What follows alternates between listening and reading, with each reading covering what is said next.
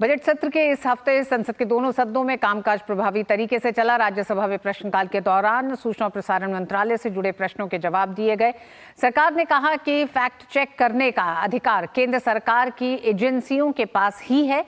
साथ ही सरकार ने बताया कि मुंबई अहमदाबाद बुलेट ट्रेन योजना पर तेजी से काम किया जा रहा है। तो लोकसभा में सरकार ने बताया कि जेनेरिक दवाइयों का पर्याप्त भंडार जन औषधि केंद्रों में मौजूद है।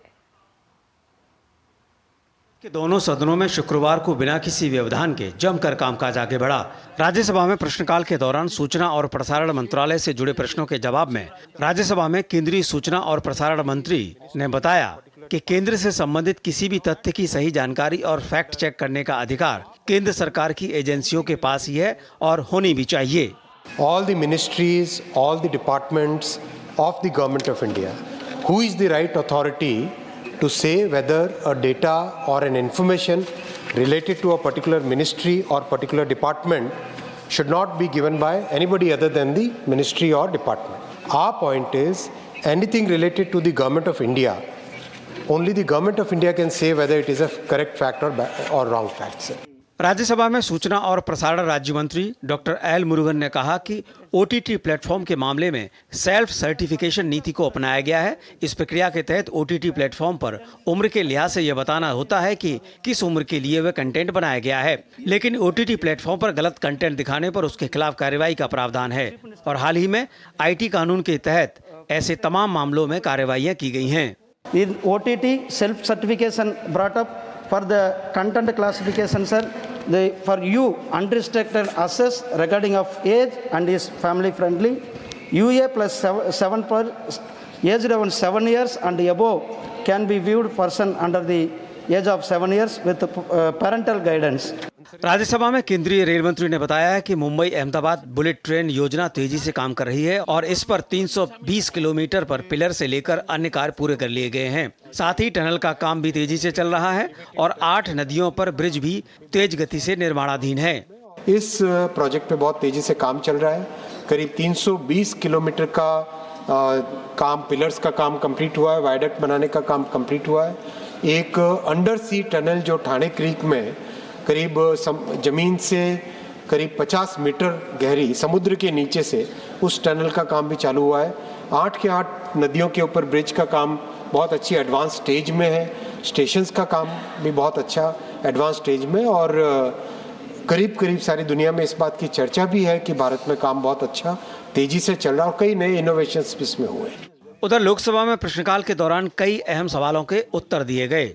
जन औषधि के कार्यक्रम में बड़ी मात्रा में ड्रग्स को जो जेनरिक ड्रग्स के रूप में हम सेल करते हैं और लगभग 50 to 80% less than the market price में हम वो दवाइयां और वो सर्जिकल आइटम्स खरीद सकते हैं। लोकसभा में प्रश्नकाल के बाद शून्यकाल के दौरान कई सदस्यों ने अहम मुद्दे उठाए। दोपहर बाद स्वास्थ्य मंत्रालय की अनुदान मांगों पर चर्चा भी की गई। गौरतलब है कि बजट पारित करने की प्रक्रिया संसद सत्र के दौरान तेजी से आगे बढ़ाई जा रही है। कुमार आलोक, राजेश राज और शैलेंद्र मिश्र के साथ ऋषि कुमार, डीडी न्यूज, दिल्ली। संसद में शुक्रवार को कृषि मंत्रालय पर चर्चा के दौरान कृषि मंत्री ने किसानों के मुद्दों को लेकर कांग्रेस पर निशाना साधा। उधर सदन से बाहर भी नेताओं की बयानबाजी जारी रही। राहुल गांधी के सोशल मीडिया पोस्ट को लेकर बीजेपी ने निशाना साधा तो कांग्रेस पार्टी ने सत्ता पक्ष को घेरने की कोशिश की। बजट सत्र के दौरान संसद के अंदर और बाहर सत्ता पक्ष और विपक्ष के बीच खूब आरोप प्रत्यारोप देखने को मिल रहे हैं। शुक्रवार को कृषि मंत्रालय पर चर्चा का उत्तर देते हुए केंद्रीय कृषि मंत्री शिवराज सिंह चौहान ने सरकार की उपलब्धियों का जिक्र किया और किसानों के मुद्दों को लेकर कांग्रेस पर निशाना भी साधा और कहा कि कांग्रेस के डीएनए में किसानों का विरोध है। कांग्रेस के डीएनए में ही किसान विरोध है, मैं ये कहना चाहता हूं। ये आज से नहीं, प्रारंभ से ही कांग्रेस की प्राथमिकताएं गलत रही है। हमारे प्रथम प्रधानमंत्री स्वर्गीय पंडित जवाहरलाल नेहरू जी, मैं उनका आदर करता हूं, लेकिन भारतीय परंपरा खेती के बारे में उसका निर्वाह नहीं किया। शिवराज सिंह चौहान ने कांग्रेस द्वारा उठाए गए सवालों का उत्तर देते हुए कहा कि कांग्रेस को महाभारत की याद आती है तो शकुनी का किरदार और चक्रव्यूह याद आता है। उनको याद भी आए तो शकुनी याद आए, सकनी मतलब छल, धोखे और कपट के प्रतीक थे।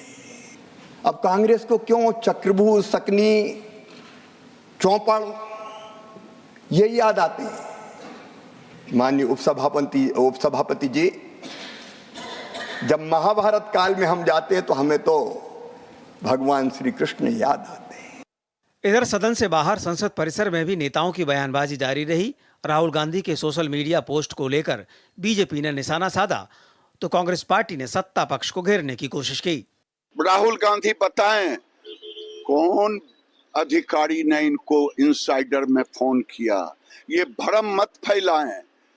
ये शर्मिंदित हैं, अनुराग ठाकुर के प्रश्नों का जवाब नहीं दे पाए। इनके परदादा पिछड़ों को धोखा दिया। हम क्या कहें, उनकी किसी बात का ना कोई तुक है, ना कोई ढंग है और ना ही कोई हमें समझ ही आती है उनकी बातें। और आपने भी देखा है ये जो चक्रव्यूह कहना, और सबसे जो निंदाजनक उनकी जो बात है वो हमेशा जो देश के प्रति जिस तरह से शब्द का उपयोग करते हैं। देख रहा था उस दिन कितना तिलमिला रहे थे चक्रव्यूह के भाषण पर, और राहुल गांधी ने दिखा दिया गरीब के लिए कुछ नहीं, मजदूर के लिए कुछ नहीं। गौरतलब है कि विभिन्न मंत्रालयों के कामकाज को लेकर सदन में चर्चा भी हो रही है। सत्ता पक्ष और विपक्ष के नेताओं के बीच बयानों के तीर भी खूब चल रहे हैं। शैलेंद्र मिश्र और कुमार आलोक के साथ ऋषि कुमार, डीडी न्यूज़, दिल्ली। और न्यूज़ नाइट